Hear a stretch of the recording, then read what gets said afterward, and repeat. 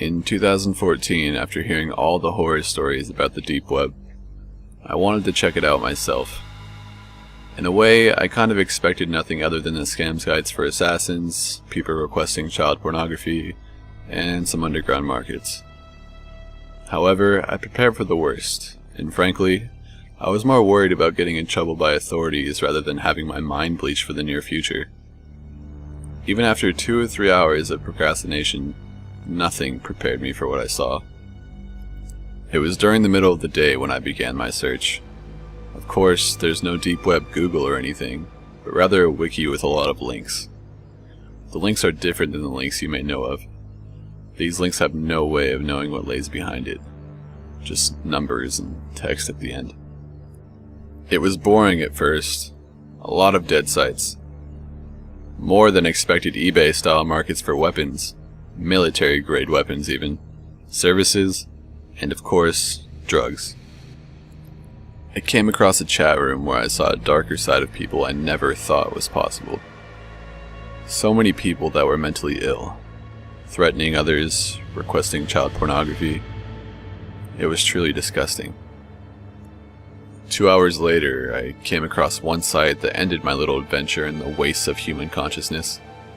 A cult site, perhaps, with little info other than an email address and some religious mumbo-jumbo. However, there was a video embedded in the site's homepage. Like a naive child, I clicked it without a care in the world. The video was shot with a crappy video camera. Perhaps it was shot in the early to mid-2000s. It was a man with a mask and a knife. As quickly as that scene showed, another presented itself. He was cutting something in similar fashion to a butcher shop.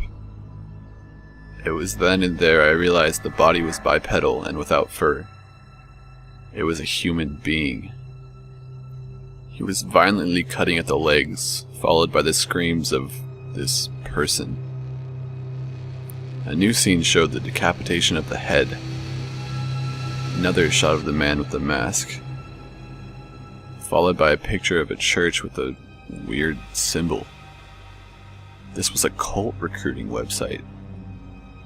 It was followed by more bodies being cut up and hung in ways more gruesome than you may expect. Shortly after, I turned my computer off and I stayed off it for quite some time. This was my first and last visit to the deep web. I have never contemplated going back since. Number 2. I am a computer technician by profession. I work for a company that is contracted by local businesses and private consumers to set up internet connections, install software, and repair any sort of computer problems that they can come up with. So naturally, I get all kinds of crazy stories and problems that these people can come up with. I swear, some of these people just don't know how to work a computer, even in this day and age. Anyway, one day I get a call from a local business complaining that their internet is acting up and that they must have a virus. So I shake my head, thinking that someone must have unplugged a network cable or downloaded a Trojan horse accidentally, get up and drive over to the business to address the problem. As soon as I arrive, the man who called me immediately spots me and starts going on and on about hackers and how much he hates Microsoft Windows and how many viruses it creates and all that nonsense that I usually receive when addressing business problems. He leads me to his computer and I pull out my laptop and sit down in front of it and begin to work. He tells me good luck and walks away to go do whatever it is he does in his downtime. I open up the browser he uses, Internet Explorer to no surprise, and it opens up a blank page. He doesn't even have a home page. So I try connecting to google.com. 404 error. Alright, well I know that google.com definitely exists, so there's a problem with his internet connection. I open his network and sharing center to see if he has a built-in troubleshooter to diagnose the problem. But I give myself a well-deserved facepalm when I see that he isn't connected to any network at all. So I search for networks and find a few wireless connections for him to connect to. They're all web encrypted and I'm almost positive that he doesn't know the key. So I break out my laptop and run a web cracking tool to get his computer up and running again. As I'm waiting for my tool to find the web key, another network suddenly shows up on my computer. This one has an unprotected password consisting of random letters and numbers. Now, I'm extremely bored waiting for this guy to return, so I decided to connect to it and take a little look around to see where this is coming from. I connect without problems and open up my toolkit of cracking tools to see if I can find a source for this connection. As I'm having fun hacking away at this unprotected network, my computer freezes up. Only for a second or two, but this doesn't happen much and it caught me by surprise. I shrugged it off as this poor internet speed up here and kept it going. A couple minutes later, however, it happened again, and a few minutes after that once again. Each time getting longer and longer. Weird, I thought to myself. What's with this network? It was then that things started getting really interesting. After the long string of pauses, my screen flickered a little bit and, out of nowhere, my browser opened by itself. Now I was worried that I had somehow infected my computer in some kind of malware by connecting to this network, and I proceeded to close the browser and began to disconnect from the network before anything worse could happen. But I couldn't disconnect. No matter how many times I clicked the little disconnect button, my computer didn't respond, despite everything else on my computer screen running fine. Fuck, I thought to myself. This is gonna be a long day. And just as I was about to hit the power button on my laptop to perform a hard reset, my browser opened again, this time with a little chat box opening. "Hello," it said. I stared at the screen for a couple seconds, not quite knowing what was going on. "I want to talk to you." Now, I had heard about these AI programs that have all these programmed responses to simulate a conversation with people, and I was not impressed. This was one nasty virus. "You need to leave this network now. This is your last warning." Maybe an automated security program designed to keep hackers out? I'll have to admit, I was impressed with it. I'd never seen anything like this before. "I'm telling you one last time. Leave now." I don't know what made me do it, but I responded to the program. Or what? The next response scared me more than anything in this world ever has. The program began listing information about me. My name, address, telephone number, credit card information, my parents' names, their address. My heart sank in my chest, and all the color immediately left my face. I couldn't move, I just sat there, paralyzed with fear. But what came next was even worse. "Don't look at me like that." My webcam was on. "You really shouldn't stare. You might see something you regret." Suddenly, the most horrifying images you could ever imagine flashed on my screen. Images of disemboweled humans, human sacrifice, detached limbs, cannibals eating people, video clips of mass suicides and firing lines. My heart was racing. My body was shaking in utter fear of the images I was being shown. They're seared in my brain. These were things that no one should ever see. I mustered the strength I had left and hit the power button on my computer and slammed it shut. I ran to the bathroom and threw up a couple times. I was drenched in sweat. I could barely compose myself. It took me about 20 minutes to go back to my computer, and even then, I had a hard time getting near it. I looked over at my client's computer and it was connected to the wireless network I was cracking earlier. It was working fine now. Just then my client returned and thanked me for fixing his internet. I didn't say anything. I just grabbed my laptop and left. Number 3. So I decided to visit the deep web. The dark web. Whatever the fuck it's called, you know what I'm talking about. The internet's lowest circle of hell.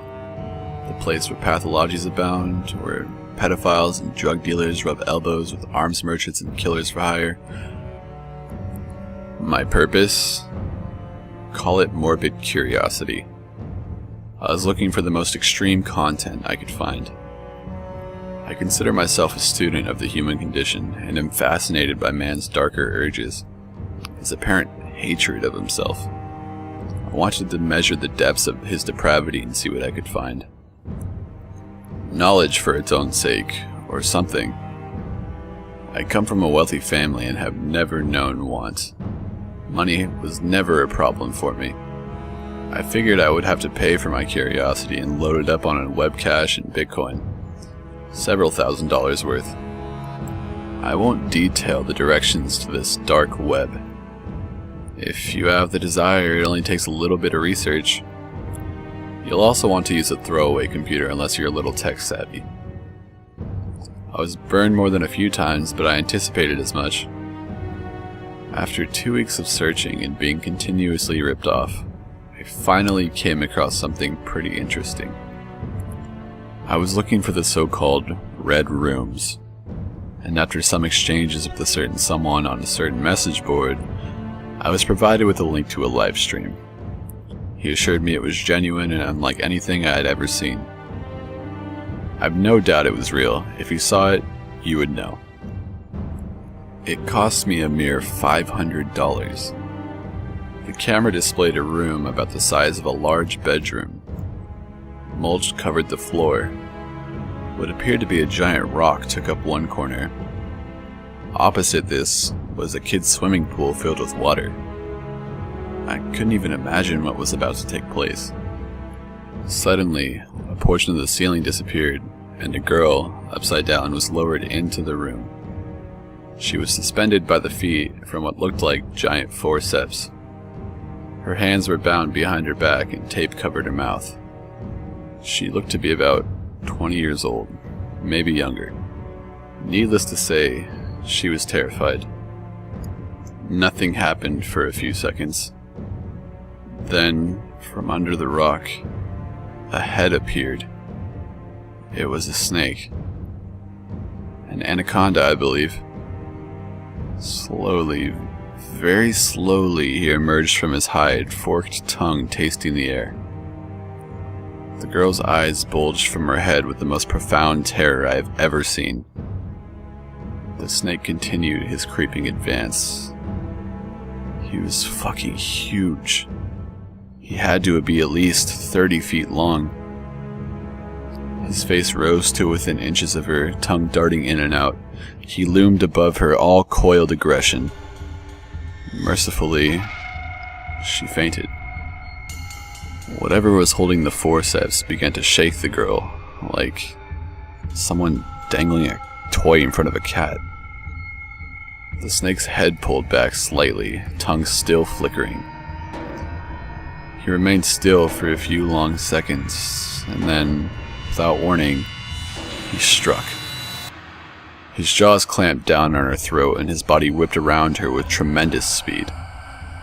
He took her to the floor and proceeded to squeeze the life from her as the giant forceps were lifted from the room and the ceiling panel replaced. I watched, stunned, as the snake uncoiled and released his teeth from her throat. He then unhinged his jaw and began to swallow her whole. The entire process took less than 5 minutes. And it was all bought and paid for by me. See you in hell, I guess. Number 4. I'm posting this through a proxy, so don't even think about getting cute and trying to find me. I've got enough trouble with people trying to find me as it is. It all started a few months ago when I found a good source of amphetamines on a deep web marketplace I won't name. I live in a town so small and bland that even the local high school kids don't bother selling drugs. It's boring as sin here, which is one of the reasons I started ordering speed online in the first place. I was always very cautious.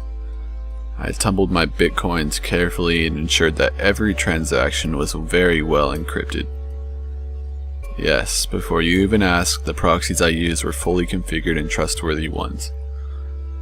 It wasn't the technology that failed me at all, actually. It was a single mistaken judgment. To a single trusted seller, I gave my real physical address. At first, I was only getting small packages for my personal use, so it was easy to have them delivered to the house of an old woman who lives nearby. Her live-in nurse consistently checked the mail very late in the day, so there was never much of an issue in retrieving the speed before it was noticed.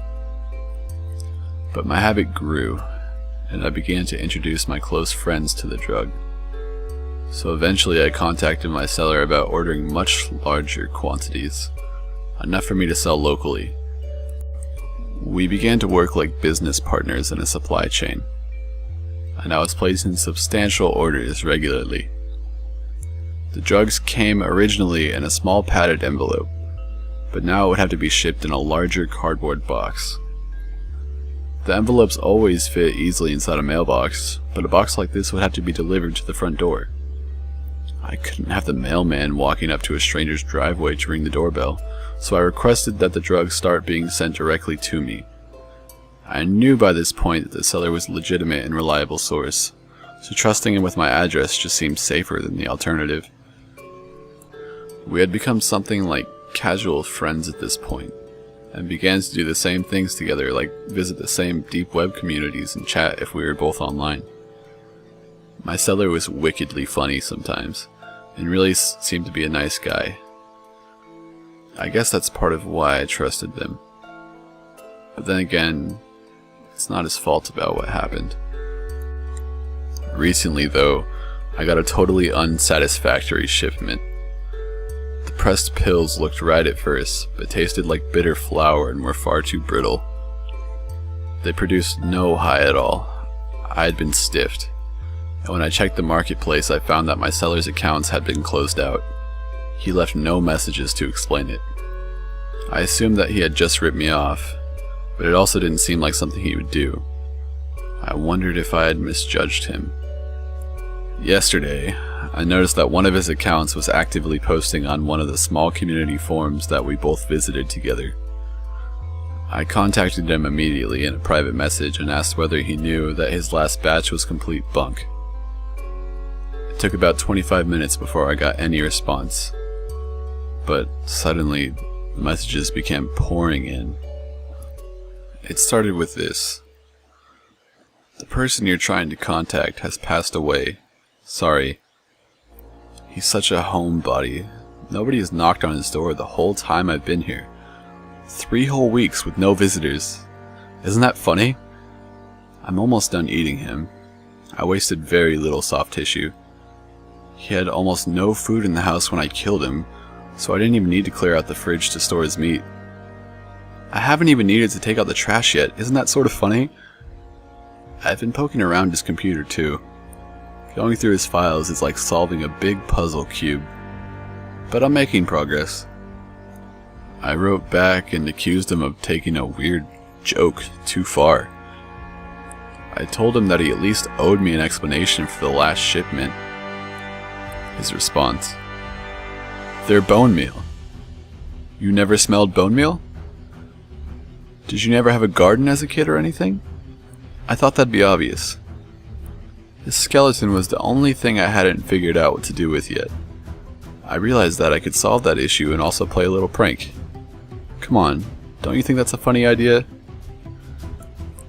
There was a brief pause, and then another short volley of messages appeared before I could even form my response. "You know, you actually don't live too far away from where I am now. Judging by the address I have here, you and this guy are just over the state line from each other. Isn't that something?